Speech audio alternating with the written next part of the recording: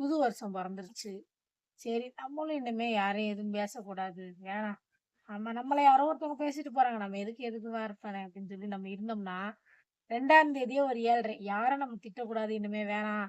அவங்களே நம்ம வழிக்கு வந்தா கூட நம்ம பாட்டுக்கு விலகி போயிரும்னு நெனைக்கிறேன். 2ஆம் தேதியே ஒரு 7:30 கிளப்புது.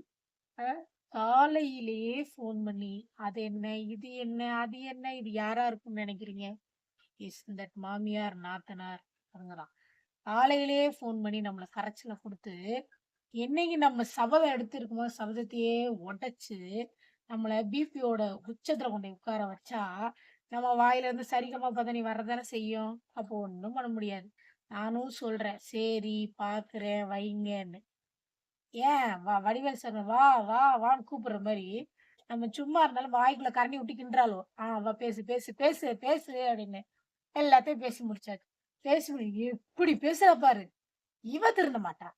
இவ எப்படியாப்பட்ட ஒரு ரவுடின்றாங்க. அதுவரைக்கும் அவளுக சொர்ணாக்கா மாரி பேசிப்புட்டு, நம்ம பேசுவோம் ரவுடி ஆக்கிட்டா. அதனால நம்ம எப்படி இருக்கோமோ அப்படியே இருந்துட்டு போணும். இந்த சம்மதம், புண்ணாக்கெல்லாம் நம்மளுக்கு செட் ஆவாது. நம்ம இப்படிதானா இப்படியே இருந்துட்டு போயிரணும். நல்லவளா மாறணும், பேசக்கூடாதுன்னு நெனச்சேன்னு வச்சுக்கோங்களேன், நம்மள வேற மாரி மாத்தி விட்டுறாங்க. அதனால எப்பவுமே திமிரு பிடிச்சவ, எப்பவுமே கோவக்காரி. அப்படியே இருந்துட்டு போவோம் அவ்வளோதான்.